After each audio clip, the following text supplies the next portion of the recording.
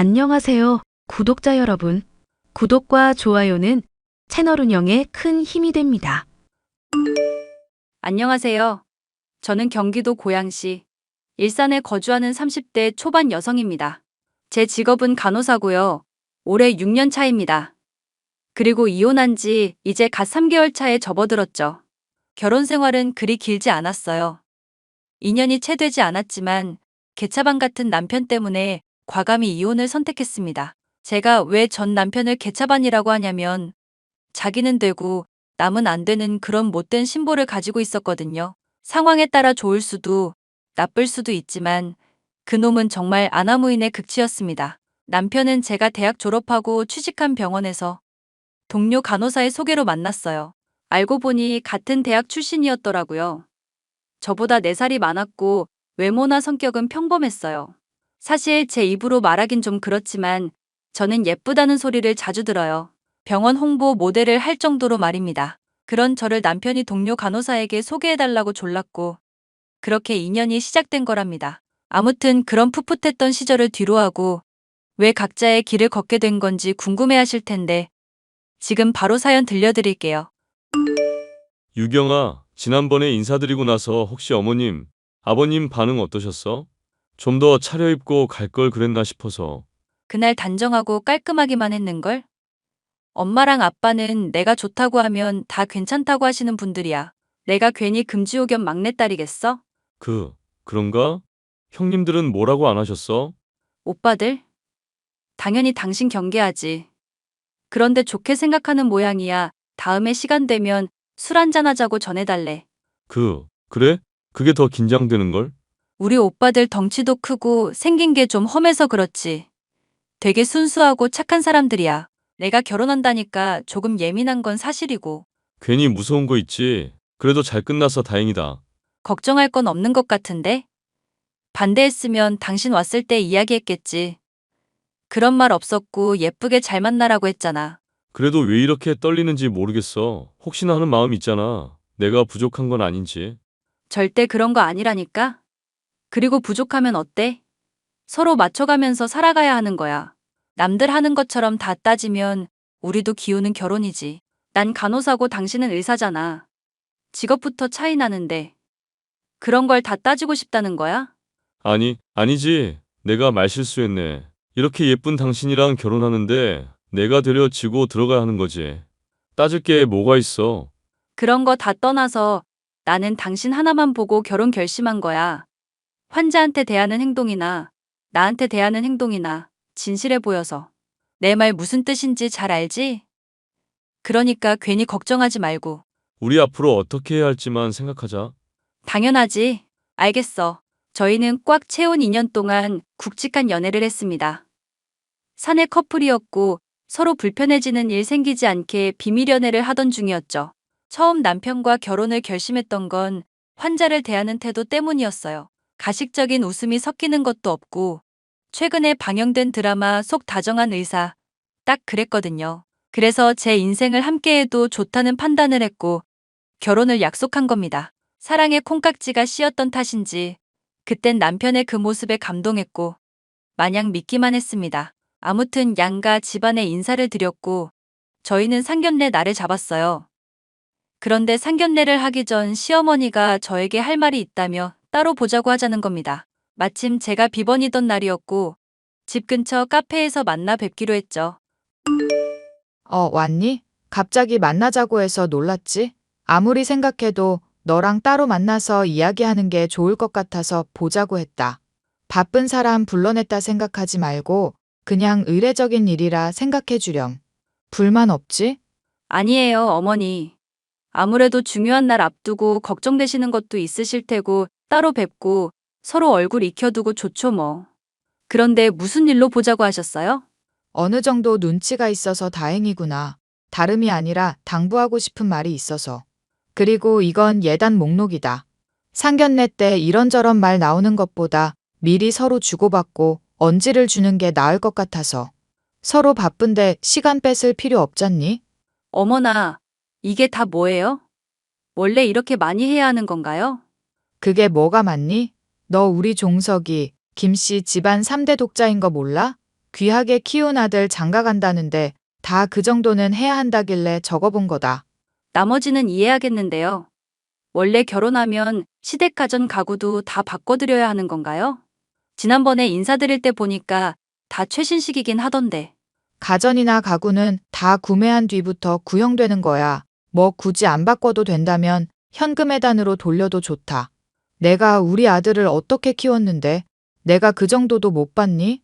그건 아닌데요. 어머니, 조금 과한 거 아닌가 싶어서요. 뭐라고? 과하다고?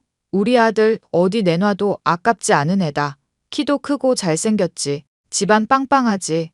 게다가 상위권 대학 나온 의사잖니? 너 의사 남편 두는 게 쉬운 줄 알아? 안 그래도 거기 목록 보면 잘 나와 있을 거다. 그 많은 것들 해주기 좀 그러면 우리 아들 개인 병원 차려주면 그만이야. 네? 개인 병원이요? 뭘 그렇게 놀라니? 의사면 돈을 앉아서 벌어다 주는데 투자한다고 생각하면 되는 거다. 우리 아들이 얼마나 똑똑하고 잘났는데. 그건 그렇죠. 제가 일단 부모님께 전달해 드릴게요. 혹시 더 당부하고 싶은 말씀은 없으세요? 신혼집은 어차피 병원 근처에 얻을 것이고 결혼하면 주말마다 우리 집에 와서 식사해라. 살림도 배우고 요리하는 것도 배우고. 종석이가 내가 해주는 걸 워낙 잘 먹어서 이참에 너도 배워두고 친해지면 좋잖니? 원래 시집 오면 시댁 식구들이랑 살붙이고. 어머니, 죄송한데요. 그건 제가 확답을 못 드릴 것 같아요. 어머, 그게 무슨 말이야? 시어머니가 그렇게 하자고 하면 네 하면 될 것을. 저도 근무를 해야 하는 입장이라서요. 시간이 맞으면 당연히 찾아뵈는데 그렇지 않으면 저도 어려워요. 참나 어이가 없구나. 시어머니 알기를 아주 우습게 하네. 안 그래도 내가 말하려고 했다. 너 결혼하면 병원 그만둬라. 남편 내조에 힘써야지. 일은 무슨 일이야? 그리고 간호사랑 의사랑 비교가 되니? 돈 몇 푼 번다고 인생 달라지는 것도 아니고 너도 이참에 살림 배우면서 의사 사모님 소리 들으면 좋잖아. 죄송하지만 그건 어머님이 뭐라 하실 문제는 아니라고 봐요. 저도 열심히 공부해서 간호사 된 거고요. 아무튼 내 말대로 하는 게 좋을 거다. 상견례 자리에서 다시 이야기하겠지만. 아무튼 내 말은 다 끝났다. 다른 모임 있어서 가봐야 하니까 먼저 일어나 보마. 내가 했던 말들 잘 생각해봐. 시어머니는 한결같이 새침하고 건방진 태도로 절 대하셨습니다. 어찌나 남편과 다른 모습인지 의아할 정도였어요. 물론 어머니 입장도 이해가 갔던 터라 기분 나빴지만 참고 넘어갔습니다. 어머니가 먼저 일어나시고 저는 잠시 앉아 예단 목록을 살펴보았는데 정말 어마어마하더라고요. 수많은 예단이 나열되어 있었지만 마지막 줄에 별 표시까지 해두신 게 개인병원 이야기였습니다. 위 목록들을 해오지 못하면 개인병원 차려줄 것이라고 별표까지 쳐가며 빨간 글씨로 써놓으셨더라고요. 차를 바꿔주는 건 물론이고요. 게다가 신혼집도 반반, 결혼 비용도 반반, 뭐든지 다 반반을 고집하셨습니다. 시어머니 말씀대로라면 개인 병원을 차리는데 수억 원이 깨질 거고, 그러면 그에 맞는 예단을 저도 받아야 하는 건데, 이야기하면서 보여주셨던 태도는 그게 전혀 아니었거든요. 저는 결국 기가 막힌 상황에 시어머니와 만난 일로 남편과 다투게 되었습니다. 유경아, 오늘 야간 근무지? 점심 같이 먹을까? 아니, 나 당신이랑 같이 밥 먹을 기분 아니야. 왜? 무슨 일 있어? 나 사실 어제 어머님 만났거든. 상견례 전에 나한테 하실 말씀 있다고 하셔서. 근데 예단 목록도 같이 주시더라? 엄마가 자기 따로 한번 만난다더니 미리 언질 좀 주시려고 그랬나 보다. 그래, 맛있는 거 먹었어? 맛있는 거? 카페에서 커피 한잔하고 헤어졌어. 어머님이 목록 주신 거 정말 대단하시던데? 다 반반으로 하자고 하시던데. 그럼 나한테 그만큼 해주시는 거지? 엄마가 뭘 줬는데 그래?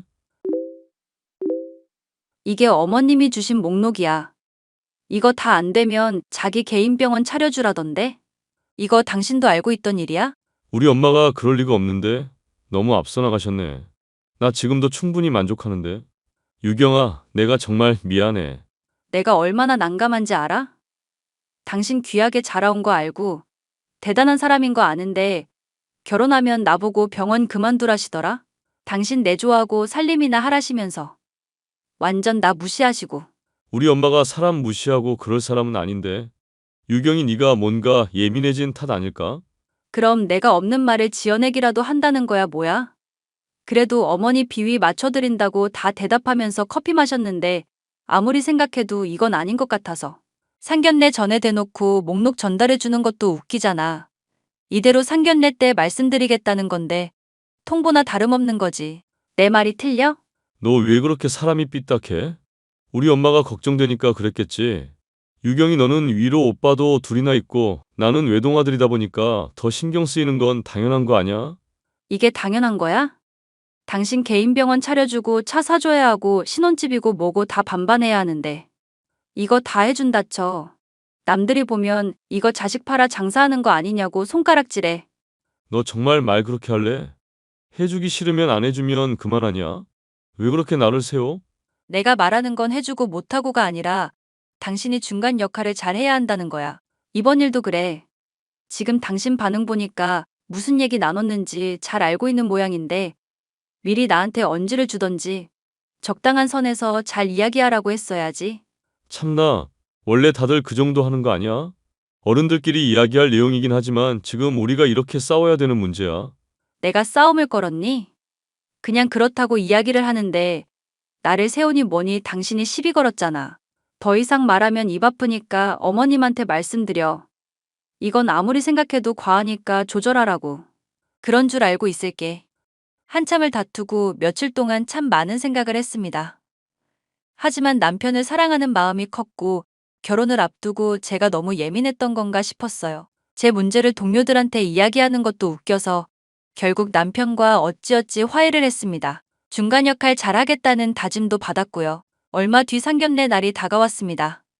오전 근무를 마치고 쪽잠을 자고 준비했던 터라 상당히 피곤했어요. 중요한 자리니 신경 써서 차려입고 갔는데 시어머니의 모습을 보고 전 경악을 금치 못했습니다. 무슨 무도회에 온 것 마냥 드레스에 치렁치렁한 장신구까지. 눈을 어디에 둬야 할지 모르겠더라고요. 사람마다 취향이 다른 거니까 이해하고 넘어갔습니다. 문제는 그 다음부터였어요. 시어머니는 제게 주셨던 예단 목록을 그대로 친정 부모님께 건네며 아주 당당하게 요구하기 시작했습니다. 안녕하세요. 유경이 아빠입니다. 우리 김서방 인물이 훤칠해서 누굴 닮았나 했더니 사부인을 쏙 빼닮았군요. 이렇게 뵙게 돼서 영광입니다. 그렇죠. 원래 아들은 엄마 닮는다고 하잖아요. 중요한 자리니만큼 바로 본론으로 들어가죠. 네, 사돈이 편하신 대로 하세요. 말이 잘 통할 것 같네요. 이건 내가 일전에 유경이한테 전해준 예단 목록이에요. 직업이 간호사라 사돈 형편을 가늠할 수가 없어서 목록 작성하는데 애를 좀 먹었지만 가능한 한 줄여서 작성해봤습니다. 사실 유경이한테 목록 전달받긴 했습니다. 근데 생각보다 준비할 게 많더군요. 사돈은 어느 쪽으로 해드리길 바라십니까? 사람 욕심 같아선 다 받아내고 싶죠. 근데 사돈 주머니 사정을 제가 잘 모르니까요. 위로 형제도 둘이나 있다고 들었습니다. 아이들 셋 키우면서 부족하지 않게 키웠다고 자부합니다. 자세한 건 저희 사정인이 말씀드릴 순 없지만 솔직히 보여주신 예단 목록 충분히 해드릴 수 있어요. 그런데 제 입장에서는 너무 과하지 않나 싶습니다. 어머, 그렇게 자존심 안 세우셔도 되세요. 형편에 맞게 하는 거지요. 엄마, 그렇게 말하면 난감해 하시잖아. 나 같아도 기분 나쁘겠다. 너는 가만히 있어. 어른들끼리 이야기하는 자리인데 왜 끼어들어. 아, 그리고요. 아이들 결혼하면 새아가는 직장 그만뒀으면 좋겠습니다. 아직 애들 젊으니 더 일할 수 있게 놔두면 좋지 않겠어요? 그만두라고 하는 이유가 뭡니까?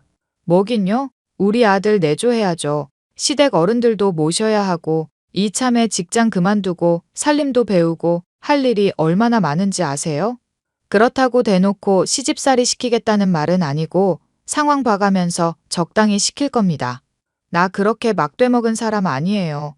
얘, 너도 뭐라고 말 좀 해봐라. 내가 어디 뭐 강요하는 사람이니? 아니요, 아니죠. 그 부분은 제가 나중에 말씀드릴게요.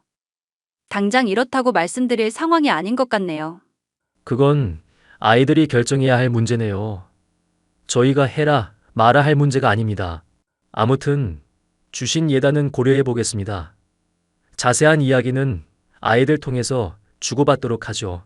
오늘 만나 뵈서 반가웠습니다. 좋은 소식 기다릴게요. 준비하시다가 막히시면 말씀하세요. 사정 봐드리고 조정해 드릴 테니까요. 유경이 너 이 결혼해야겠니? 내가 오늘 보니까 그 집안 아주 싹수가 노랗더구나. 어머님이 그렇게까지 말씀하실 줄 몰랐어요. 어느 정도 생각은 했는데. 미리 보여드린 게 잘한 것 같네요. 예단도 그렇다. 참으로 사람이 양심도 없지. 자식 팔아 장사하려는 것도 아니고 뭐가 그렇게 한이 맺혀 있다니? 없이 사는 집도 아니고 욕심이 과해. 제가 생각해도 그래요. 근데 원하는 게 그거라니 어쩌겠어요. 그런데요. 아빠 지켜봐 주시면 안 될까요? 이 상황에 뭘 지켜보라는 거냐?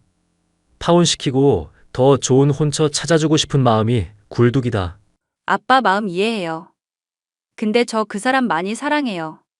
그래도 저희가 함께한 시간이 있으니 앞으로 더 잘 헤쳐나갈 수 있지 않을까요? 예단 문제는 제가 다시 이야기해 볼게요. 너 그 마음 진심인 거냐? 난 내 귀한 딸 고생시키기 싫다. 후회해도 제가 해요. 그러니 기회를 한 번만 더 주세요. 나중에 가서 아니다 싶으면 후회하더라도 제가 할 테니까요. 그래, 알았다. 너 한번 믿어보마. 혹여나 그 사람들 때문에 마음의 상처라도 입는다면 나 가만 안 있는다. 내 딸은 지켜내야지. 친정 아빠는 이 결혼을 해야겠냐며 노발대발 난리였지만 제가 기회를 달라고 조심스레 말씀드렸어요. 누가 보면 저보고 미쳤다고 하겠지만 저도 저 자신을 한번 믿어보고 싶었습니다. 결국 저희는 결혼을 예정대로 진행하기로 했고 친정 아버지는 남편의 개인 병원, 개원 준비를 돕기 시작하셨어요. 이때다 싶었는지 남편과 시어머니는 저를 극진히 대해주기 시작했죠. 그 모습에 친정 아빠도 못 이기는 척 받아주셨고 저는 앞으로 잘 살겠노라 굳게 다짐했습니다. 그렇게 결혼식도 올렸고 남편은 얼마 뒤 개인 병원을 개원했습니다. 사실상 친정이 차려준 거나 다름없는 상황에 남편은 한동안 눈치를 보긴 했지만 얼마 뒤부터는 아주 기세가 등등했어요. 저희는 이대로 행복한 신혼생활을 할 것만 같았습니다. 하지만 막상 결혼하고 보니 현실은 정말 달랐죠. 남편과 시어머니의 태도는 급변하기 시작했습니다. 여보, 나 오늘 비번이라 당신 병원 들렀는데 어디야? 간호사들이 당신 없다고 그래서. 너 또 우리 병원 왔어? 왜 말도 없이 오는 거야? 내가 못 올 곳이라도 온 거야? 쉬는 날이니 당신 커피라도 한 잔 주고 가려고 그런 거지. 고생하는 거 아니까 얼굴 한번 보려고. 집에 가면 보는데 못하러 와? 간호사들도 불편해하고. 제발 말 좀 하고 와. 아니, 왜 성질이야? 내가 못할 행동이라도 한 것처럼? 당신이 너무 시도 때도 없이 오니까 그렇지. 시도 때도? 나 이제 병원 개원하고 두 번째인데? 말을 왜 그렇게 해? 내가 와볼 수도 있는 거 아니야? 장인어른이 차려줬다고 지금 생색이라도 내는 거야, 뭐야? 정말 말 밉게 한다. 내가 죄인이네 죄인이야. 뭘 또 그렇게까지 말해. 나는 괜히 당신이 헛걸음하니까 그게 신경 쓰여서 그런 거잖아. 나 요즘 병원 일로 바쁜 거 알잖아. 시간 쪼개서 사람들 만나러 다닌다고. 방송 제의도 들어오고 바빠 죽겠는데. 참나, 어이가 없네. 그렇게 바쁜데 찾아와서 미안하네. 알았어. 내가 잘못했네. 여보. 남편은 저에게 툭하면 화를 내기 일쑤였고 그럴 때마다 저는 감정이 상했습니다. 나쁜 마음으로 간 것도 아니고 고생하는 남편 커피 한 잔 사주고 오겠다는 게 잘못된 건 아니니까요. 그러다 저에게 이혼을 결심하게 되는 사건이 발생합니다. 바로 친정엄마가 교통사고가 나서 병원에 입원하셨다는 소식을 접한 거예요. 당시 친정아버지가 오빠들과 해외 출장을 가셨던 참이라 돌봐줄 사람이 없었습니다. 전 급하게 휴가를 냈고 친정엄마 병원에 가기 위해 남편에게 연락했어요. 그런데 이 망할 놈의 남편 놈이 뭐라는 줄 압니까? 친정 일에 신경 쓰지 말라는 말을 하는 거 있죠? 여보, 우리 엄마 교통사고 났어. 며칠 병원에 있어야 할 것 같아. 병원에 간다고? 그럼 내 밥은? 이혼당하기 싫으면 닥치고 밥이나 지어라. 지금 뭐라고 했어? 이혼? 밥을 지으라고? 엄마가 병원에 입원했다는데 그런 말이 나와?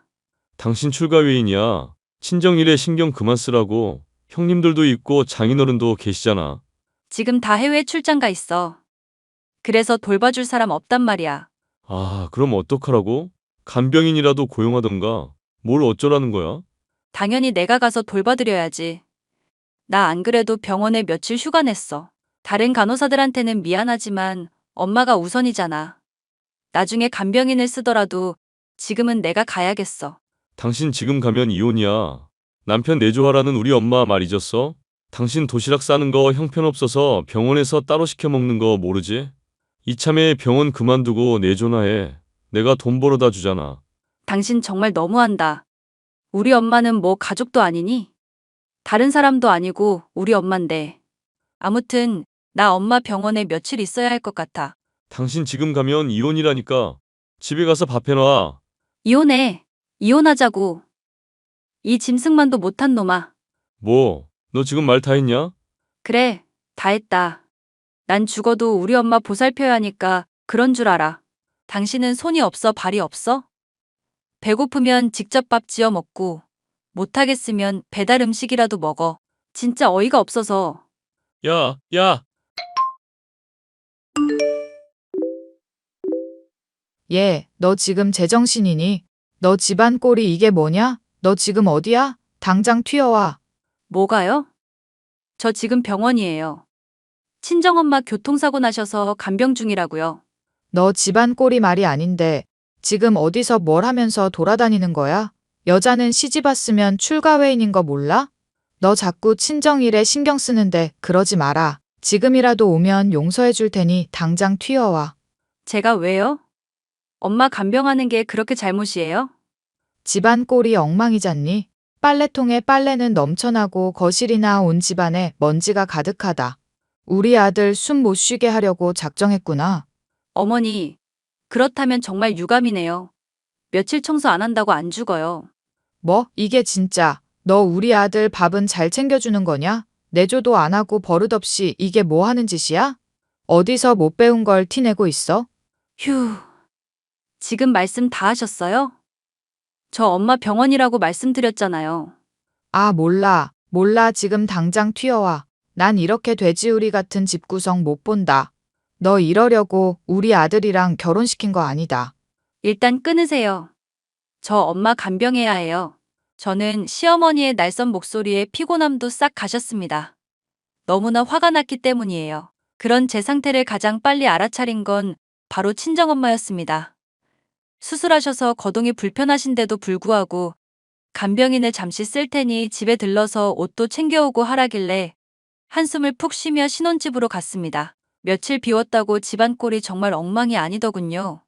먹다 남은 컵라면에 쌓여있는 설거지에 말도 아니었습니다. 집을 나서면서 남편 병원에 들러 간호사들 커피나 사주고 가야겠다 싶었어요. 엉망인 집안을 보니 제가 너무했나 싶기도 하고 남편에게 소홀했던 것 같아 뭐라도 챙겨주고 싶었습니다. 방해되지 않게 커피만 전해주고 병원 밖으로 나서는데 어떤 간호사가 절 쫓아오더니 조용히 휴대전화를 보여주는 겁니다. 바로 남편의 외도 사실이 담긴 자료들이었죠. 상대방 SNS까지 보여주는데 정말 이게 뭔가 싶었습니다. 기가 막힌 사실에 우선 휴대전화로 모든 자료를 전송받았고 따로 통화하기로 했어요. 이미 병원 개원할 시점부터, 그러니까 결혼한 직후부터 바람을 피우기 시작했던 겁니다. 하지만 제 눈으로 직접 확인하고 싶었어요. 결국 남편을 미행하기로 했습니다. 며칠 뒤 남편이 병원 간호사와 점심시간에 인근 모텔촌으로 들어가는 모습을 포착하고 곧장 따라 나섰어요. 모텔 주인한테 뒷돈을 챙겨주며 양해를 구하고 남편이 잡은 방으로 쳐들어갔습니다. 야, 이 미친 새끼야. 네가 날 두고 바람을 피워? 당신이 여길 어떻게 알고 설마 나 미행한 거야? 그래, 미행했다. 당신 바람 피운다길래 내가 눈으로 확인해보고 싶었어. 등잔 밑이 어둡다더니 그새 바람을 피워? 너 내가 가만 안 둘 거야. 이 여자가 미쳤나? 당장 핸드폰 안 치워? 너 이거 불법 촬영의 인권 침해야. 찍은 거 당장 지워버려. 야, 너희 같은 사람들이 인권이 어딨어? 아주 개망신을 당해봐야 정신을 차리지. 어서 이리 내. 이 미친년이 진짜. 이거 놔. 네가 뭔데 나한테 이래? 그러게. 돈 좀 있는 것 같고 얼굴도 반반해서 오냐오냐 해줬는데 내 말대로 얌전히 내조나 하면서 살면 내가 예뻐해 주지 않겠어? 그러면 이렇게 따로 안 만나도 되고 얼마나 좋아? 이게 다 너 때문이야. 네가 피운 바람이 정당하기라도 하다는 거야? 웃기는 소리하고 자빠졌네. 너는 그냥 바람 피운 개 같은 놈이야. 나 이거 그냥 못 넘어가. 왜? 이혼이라도 하게? 장인어른이 참 실망하시겠다. 그런 건 두렵지 않아. 내가 두려운 건 이딴 거 부끄러워서 숨기고 움츠러드는 게 더 두렵지. 근데 너 상대 잘못 골랐어. 내가 아주 너 박살 내버릴 거야. 저는 남편과 상간녀와 몸싸움했고 그 과정에서 얼굴이며 목에 상처가 깊게 났습니다. 왕년에 운동을 좀 했던 터라 남편과 상간녀를 있는 힘껏 두들겨 패주고는 이혼을 선언하고 모텔 밖으로 나왔어요. 당장 병원으로 가 진단서부터 끊었고 다음 날 바로 친정 부모님께 모든 사실을 고백했습니다. 당연히 노발대발하셨고 친정 아버지는 갈 곳이 있으시다며 밖으로 나가셨어요. 저는 변호사를 선임해 이혼 소송을 준비했습니다. 어차피 증거야 차고 넘쳤고 어떻게든 그놈을 짓밟아 버리고 싶었어요. 친정 아버지는 남편 병원에 찾아가 한참을 난리치고 오셨죠. 사실 건물도 땅도 모두 친정 아빠 소유였거든요. 어렵게 얻어준 것처럼 티 안 내고 있었는데 병원에 가서 짐부터 빼라며 으름장을 놓으셨고 남편은 무슨 권리로 그러냐며 대들었답니다. 철두철미한 친정 아버지는 남편 면상에 등기부 등본을 집어 던지고 시원하게 뺨 3대를 갈기고 오셨다고 해요. 그제서야 남편은 뭔가 잘못되었다는 걸 깨달았는지 매일같이 찾아와 울며불며 매달리기 시작했죠. 장인어른, 제가 정말 죄송합니다. 제가 다시는 그런 짓 안 하겠습니다. 그러니 한 번만 봐주세요. 시끄러워. 버러지 같은 것들이랑 상종도 하기 싫으니 썩 물러가게. 우리 유경이가 사정사정해서 봐주고 있었는데 더는 안 되겠어. 자네는 이제 끝이야. 그리고 사돈 어른께 연락드려서 최근에 이사한 집에서 당장 나가시라고 전하게. 장인어른, 그러면 저희 엄마는 어디서 살라는 말씀이세요? 제발 노여움을 푸세요. 네? 노여움? 자네 그렇게 안 봤는데 정말 뻔뻔하구먼. 그렇게 있는 척 다 하더니 온갖 빚 다 져놓고 월세살이 한다길래 마음 아파서 내가 집까지 내주었는데 은혜를 이런 식으로 갚아? 때 되면 건물도 물려주고 내가 알아서 잘해줄까 싶었는데 아무래도 내가 사람을 잘못 봤네. 유경아, 아버님 좀 말려줘. 제발 뭐라고 한마디 좀 해봐. 내가 무슨 말을 해? 당신이 저지른 짓을 생각해. 그년이랑 발가벗고 뒹굴 때 이런 생각은 안 했나 봐? 당신이랑 나랑은 이제 끝이야. 나 변호사 선임도 했고 소송 걸 거야. 당신 지금 하는 꼬락서니 보니 얌전히 도장은 안 찍을 것 같아서. 아니, 이게 도대체 무슨 짓이랍니까? 우리 귀한 아들 무릎 꿇리고. 어머니, 이 사람 바람 피웠거든요? 저 이혼할 거니까 그런 줄 아세요. 방금 들으신 것처럼 사시는 집 빼시고요. 병원도 아마 정리할 것 같으니 그리 아세요. 뭐? 세상에 이런 법이 어딨어. 당장 갈 곳도 없는데 어쩌란 거야. 그건 제 알 바 아니죠. 그렇게 사랑하는 아드님이랑 행복하게 잘 사세요. 여보, 우리 대화를 좀 하자. 제발 이러지 마. 응? 내가 잘못했어. 이렇게 빌게. 다 필요 없어. 너 위자료도 두둑이 준비해둬라. 병원 차리면서 네가 모은 돈 얼마나 남았을진 모르지만 나 다 받아낼 거야. 그렇게 알아. 여보. 저는 남편을 상대로 이혼 소송을 걸었고 워낙 증거가 빼도 박도 못할 만큼이라 당연히 제가 승소했습니다. 결혼하면서 시댁에 예단으로 넘긴 것들 금액으로 환산하면 병원 개원 제외하고 정확히 1억 2천이었어요. 그래서 위자료로 1억 받아냈고 상간녀 소송도 걸어버렸습니다. 당연히 병원은 문 닫았고 거액의 위자료를 줘야 하니 남편은 급하게 대출받았고요. 살던 집에서도 쫓겨나 말 그대로 길거리에 나앉게 된 상황에 남편은 의외로 당당한 태도였습니다. 아마 상간녀를 믿고 있었던 것 같아요. 하지만 상간녀도 소송을 당한 뒤 남편을 떠나버렸습니다. 그냥 떠난 것도 아니고 남편에게 뜯을 수 있는 최대한의 돈을 뜯어 갑자기 잠수를 타버렸죠.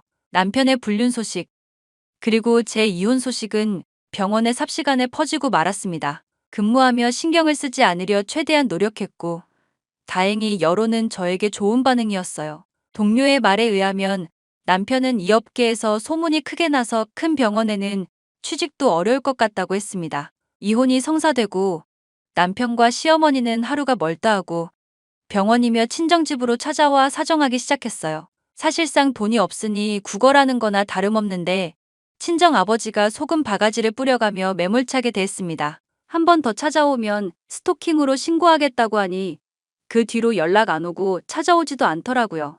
저는 3개월 휴직 신청을 했습니다. 아무래도 조금 잠잠해져야 할 것 같아서요. 친정엄마도 퇴원하셨고 저는 해외여행을 가서 머리를 식히고 돌아올 예정입니다. 예전과 같이 잘 지낼 수 있을지 의문이지만 그래도 이미 지난 일에 연연해하지 않고 미래를 위해 열심히 살아야 하니까요. 그럼 사연인 여기서 마치도록 하겠습니다.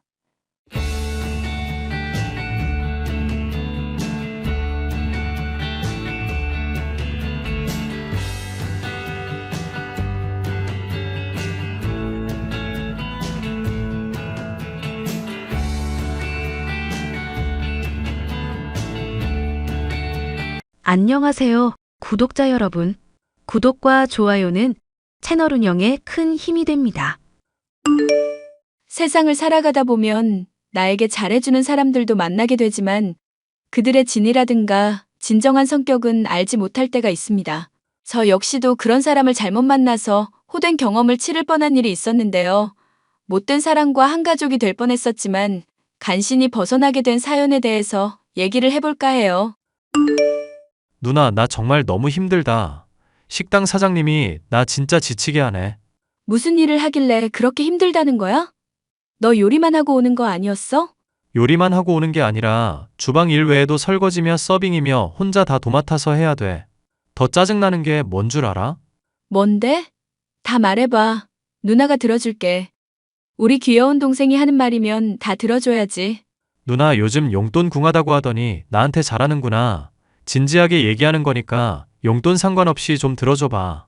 어차피 나 지금 취직 준비하고 있는 과정인데 남는 게 시간뿐이야. 동생 하소연이야. 용돈 상관없이도 들어줄 수 있지? 차라리 취직 준비할 때가 훨씬 낫다 싶어. 안 좋은 곳에 일하게 돼서 사람 잘못 만나면 정말 고생한다. 누나도 나처럼 고생하지 말라고 내가 전해주는 거니까 진지하게 들어줘. 알겠으니까 얘기나 해보라고. 내가 일하는 곳이 가족 같은 분위기라고 해서 정말 좋은 곳인가 해서 들어간 거였거든. 그런데 가게 리뷰는 죄다 조작이고 아르바이트생이라고 일하기 좋다 남긴 것도 조작이더라고. 가족 같은 분위기는커녕 무슨 현대판 노예 제도나 다름없어. 아르바이트 3명이 해야 될 일을 나한테 다 시키는 거 있지. 너가 서빙이며 주방이며 설거지며 다 하고 있다며? 그거 말고도 더 있는 거야? 맞아. 그것만이면 내가 말을 안 해. 그거 외에도 불합리한 것들 한둘이 아니야.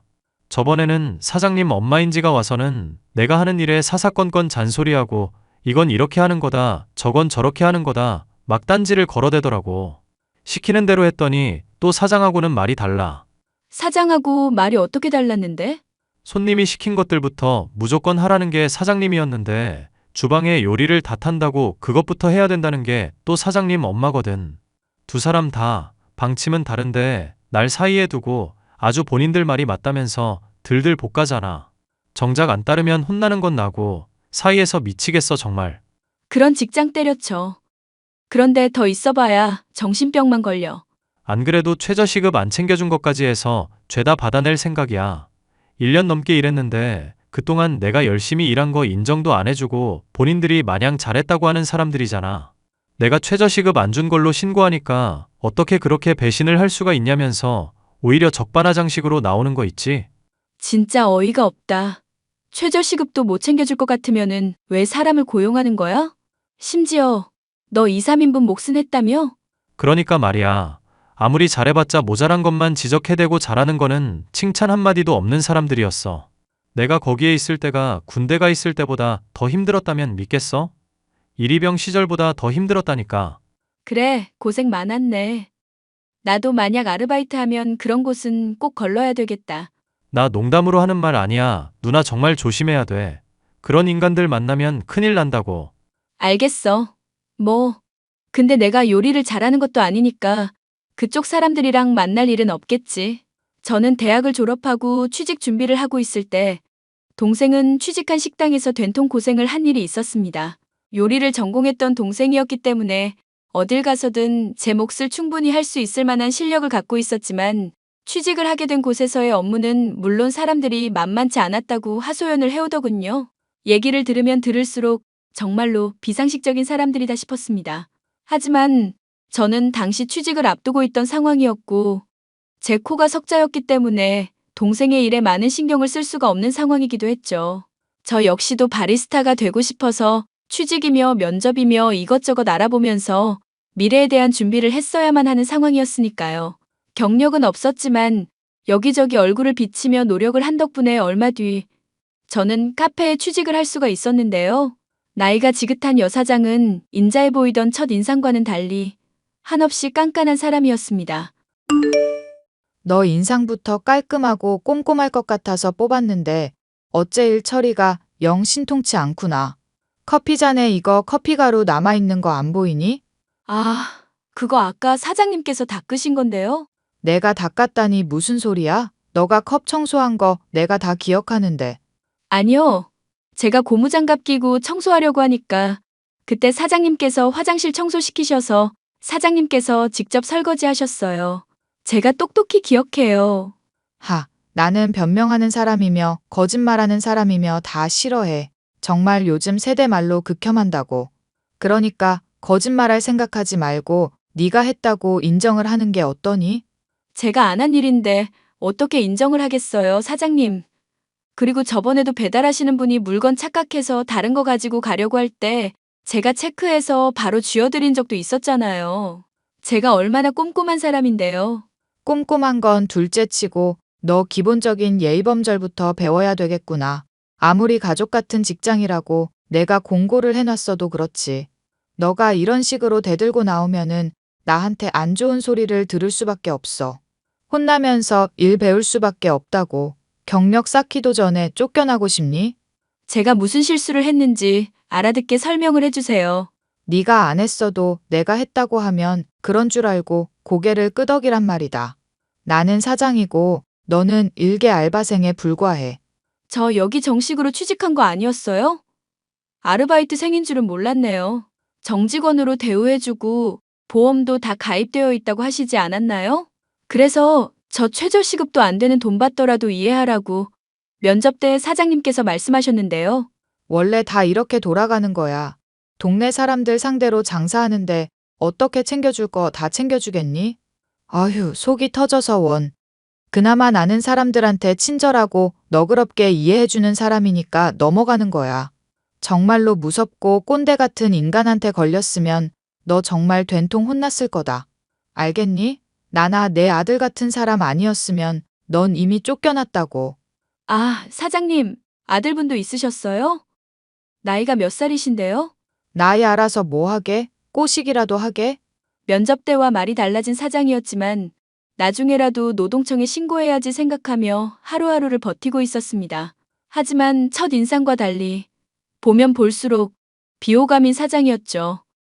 특히 본인이 한 일을 놓고 제가 했다고 우긴다던가 물어보는 것에 설명을 할 때마다 변명이나 거짓말을 하지 말라는 식으로 사람을 몰아세울 때는 속이 터져 죽을 지경이었죠. 다행스럽게도 아들이라는 사람은 그런 사장과는 달리 제게 친절한 편이었습니다. 지영 씨 일 많이 힘들죠? 쉬엄쉬엄 하세요. 아니요. 사장님이 자리 비웠을 때도 열심히 해야 돼요. 엄마 어차피 친구들 만나러 가서 한참 있다가 올 거고요. 오늘 가게 문 닫는 거 나한테 맡겼어요. 그러니까 편안하게 해도 돼요. 내 집이다 생각하고 편안하게 있으셔도 돼요.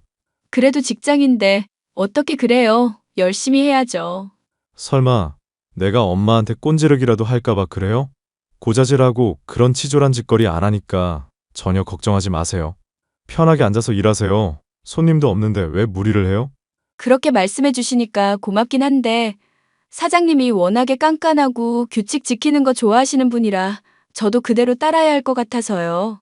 솔직히 엄마가 하는 말 90%는 다 본인한테도 적용 안 하는 말이에요. 나도 가게 영업해봐서 아는데 사람이라는 게 채찍만 휘두른다고 되는 게 아니거든. 당근도 적당히 주면서 채찍을 필요할 때 써야죠. 그리고 지영 씨 같이 일머리 좋고 말귀 잘 알아듣는 사람은 그런 게 전혀 필요 없다니까요. 엄마 성에 차는 사람 어디 가도 없을 거예요. 엄마가 나처럼 가게를 운영해야 될 텐데. 사실 사장님이 저 싫어하시는가 싶어서 걱정 많이 했었거든요. 많이 위안이 되네요. 그런데 젊은 나이에 벌써 가게가 있으시고 젊은 사장님도 대단하시네요. 젊은 사장님이 뭐예요? 저희 7살 정도 차이 나는 것 같은데. 그냥 오빠라고 불러요. 에이, 7살 차이면 삼촌이죠. 오빠라고 하면 장사 성공하는 비결 알려드릴게요. 그럼 오빠도 말 편하게 놓으세요. 호칭 편하게 하니까 좋잖아요. 말 차츰 낮추든지 할게요. 어쨌거나 장사 비결이라는 건 별거 없어요. 벼랑 끝에서 죽기 아니면 살기다 이런 생각으로 하면 잘 풀리기 마련이죠. 처음에는 물론 시행착오도 많을 테지만 인생이라는 게 별거 있겠어요? 부딪히고 도전하고 실패하면 또 교훈 얻고 그렇게 나아가는 거죠. 깐깐한 사장님과는 달리 사장님의 아들은 저에게 호의적으로 대해줬고 늘 좋은 말만 해줬기 때문에 친절한 사람이라고 생각하고 있었습니다.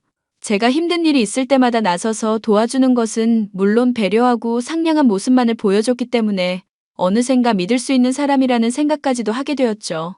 결국 저는 그런 사장님의 아들에게 호감을 품고 있던 중 먼저 고백을 해오자 승낙하여 사귀게 되었습니다.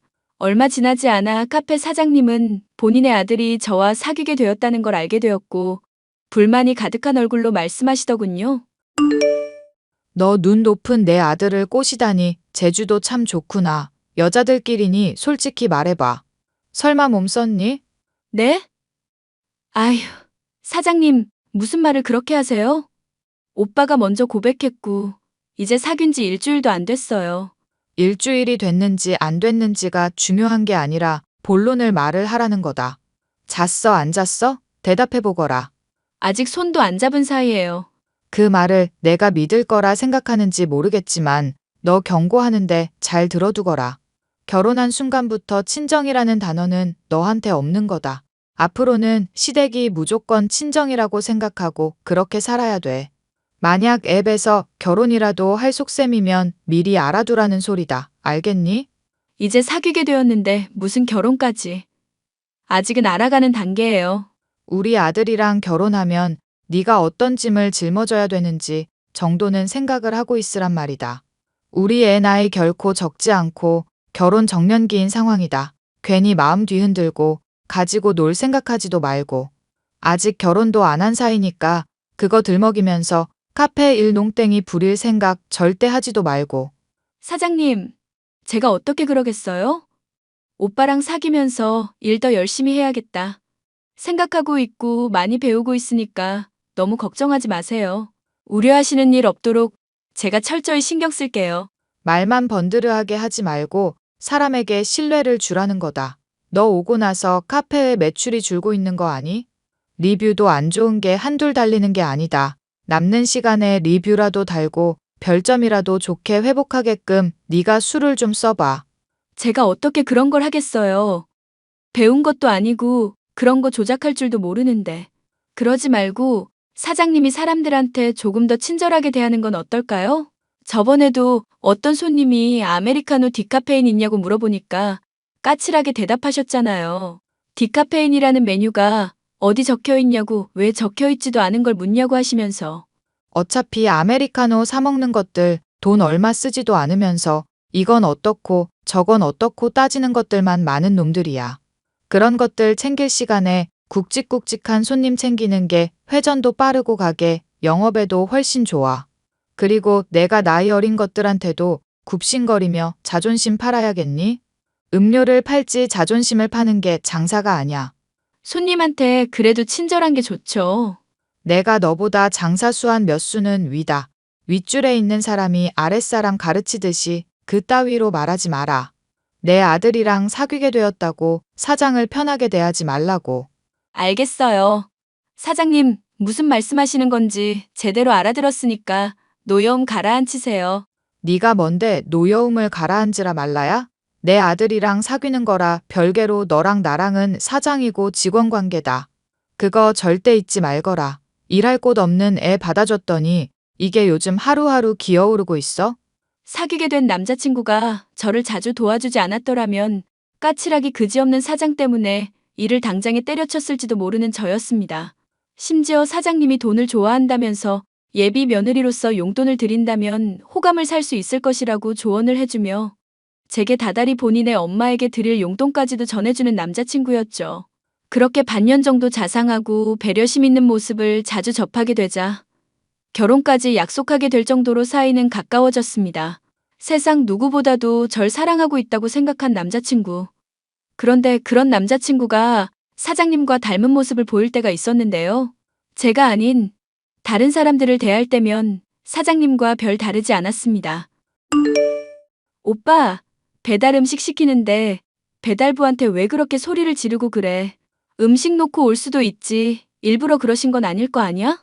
그런 놈들 내가 자주 봐서 잘 알아. 나도 가게 영업하면서 얘가 말을 하면 들을 놈인지 아닌 놈인지 딱 견적이 선다고. 하나하나 봐주고 들었다간 기어오르니까 미리 다져놔야 되는 거라고. 그래도 너무 화내니까 무섭더라. 괜히 싸움 나면은 안 좋잖아. 사이 좋게 다들 지내면 좋을 텐데 말이야. 꼭 배달하시는 분이 아니라 다른 사람들한테도 마찬가지고. 너도 장사를 해서 성공하고 싶으면 잘 알아둬. 원래 사람이라는 게 기어오르는 속성을 갖고 있어. 그래서 잘 대해줬을 때 알아듣는 사람이 있고 잘 대해줘도 못 알아쳐먹는 짐승이 있다고. 짐승 같은 놈들에게까지 잘 해줬다가는 무슨 일이든 망하기 마련이야. 알겠으니까 진정해. 배달 음식 식기 전에 먹기나 하자.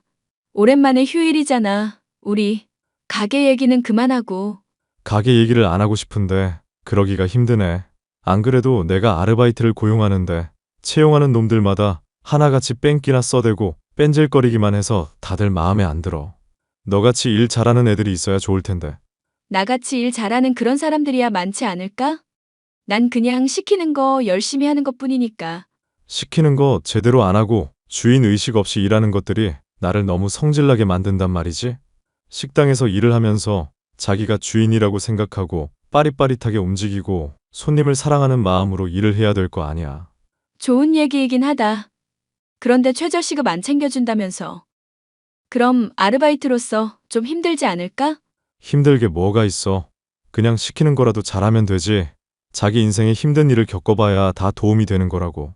하다못해 시키는 거라도 제대로 하나? 시키는 것도 못해. 사장 말은 안 들어. 어리버리타기나 하고 있고. 하여튼 요즘 것들은 왜 이렇게 패급이 많은지 모르겠어. 저와 사귀는 기간이 길어지게 되면서부터 쓰는 용어부터 말하는 태도까지 달라진 모습을 보이는 남자친구. 결혼까지도 약속하게 될 정도였지만 이 관계를 지속해도 될지에 대한 조금씩 의문이 생기고 있을 쯤 놀랄만한 일이 터지고 말았습니다. 누나 이 자식 뭐야? 이 자식이 왜 누나랑 같이 프로필 사진에 찍혀 있어? 왜 그래? 내 남자친구. 말했잖아. 사장님 까칠한데 스위트한 아들 하나 있다고. 너 바쁜 건 알겠는데 누나한테 관심 좀 가져라. 아니, 그러니까. 잠깐만. 누나한테 세상 다정다감하다는 인간이 이 인간이었어? 설마 이 새끼가 누나 남자친구야? 빨리 대답해. 이 새끼라니. 너 말을 왜 그렇게 해? 내가 말했지. 나 군대에 있을 때보다 더 힘들게 하던 요리점 사장이 바로 이 새끼라고. 그리고 가끔씩 찾아와서 같이 덩달아서 나한테 잔소리 퍼붓던 인간도 있다고 했잖아. 잠깐, 그럼 혹시 누나가 일한다는 카페 사장 말이야. 이마에 점 박혀 있고 눈 매섭게 생기고 파마 머리한 아줌마 맞아? 그 인간이 요리점 사장 엄마인데. 이마에 점 있는 건 맞아. 파마머리는 옛날에 했었었고. 맞네. 그 인간들이네. 와, 세상에 어떻게 이런 악연이 있냐? 내가 말했잖아. 돈에 눈 멀어서 아르바이트생들 착취하고 힘들게 하는 모자. 바로 이 인간들이라고. 상종 못할 쓰레기들이라니까. 여기 핸드폰 사진도 봐봐. 내가 사장 밑에서 일할 때 찍어둔 이 인간들 얼굴 보라고. 어머머 맞아. 내 카페 사장님이랑 남자친구 사진 맞네. 당장 일 관두고 남자친구랑 헤어져. 남자친구랑도? 그 인간도 아주 문란한 놈이야. 문란하다니. 그건 또 무슨 소리야? 요리점 사장.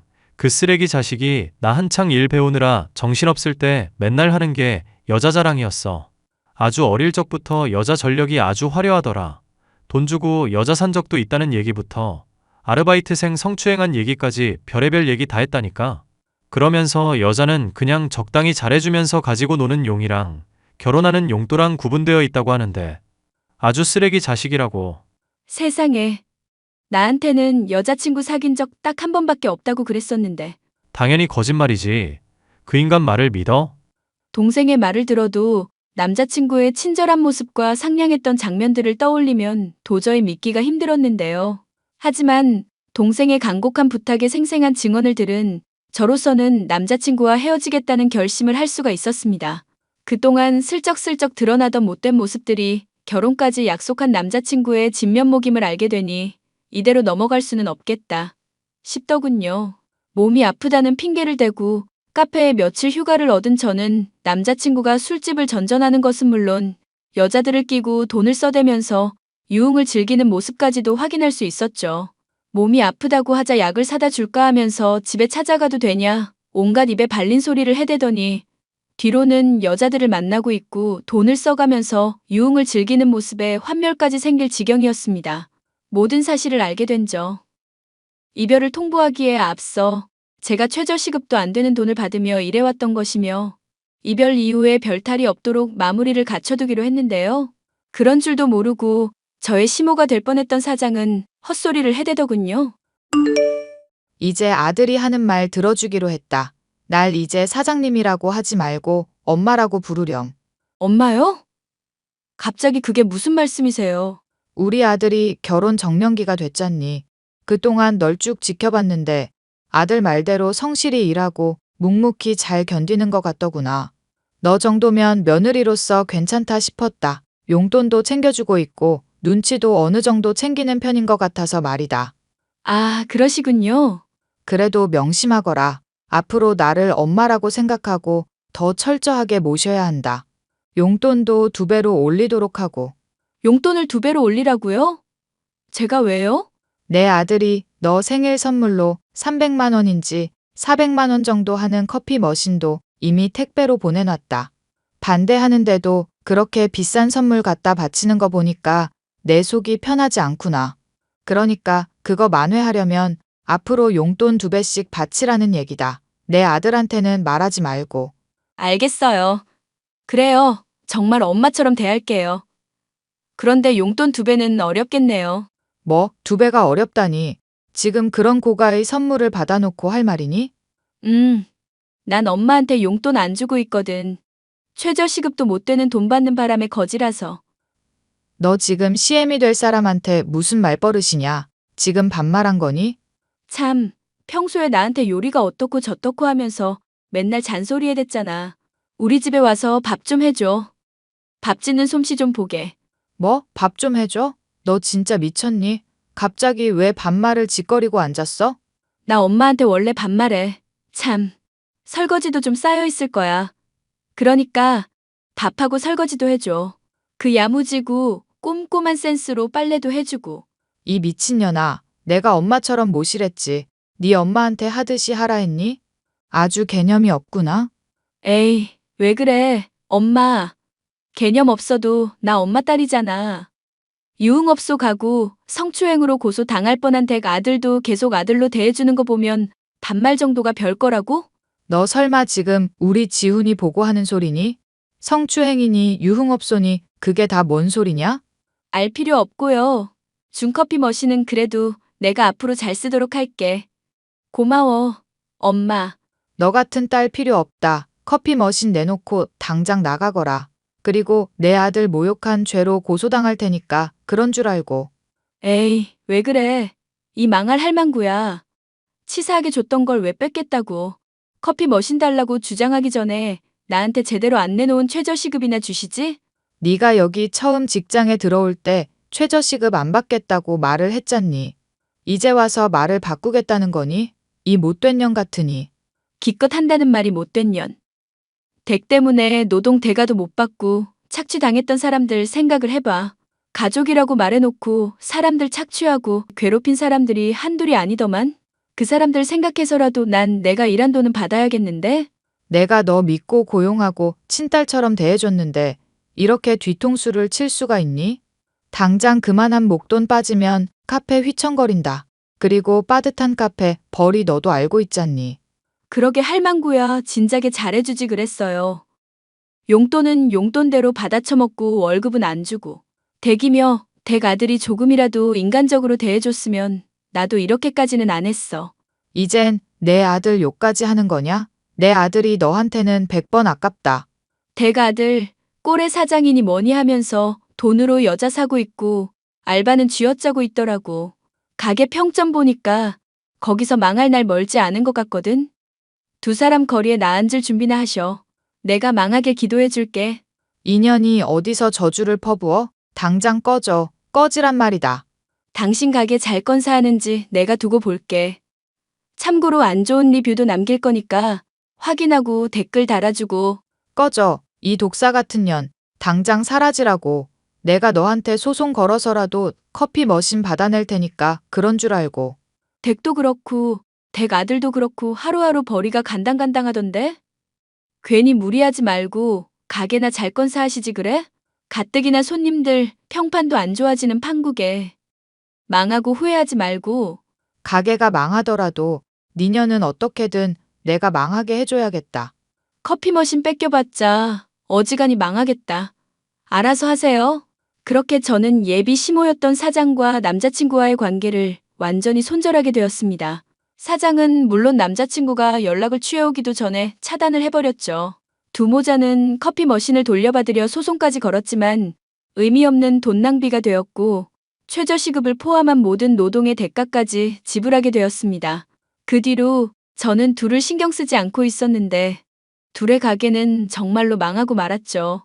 아르바이트를 착취해 대고 손님은 제대로 관리하지 않던 사장이었던지라 망할 거라 악담을 퍼부었는데 그대로 들어맞고 만 것이었죠.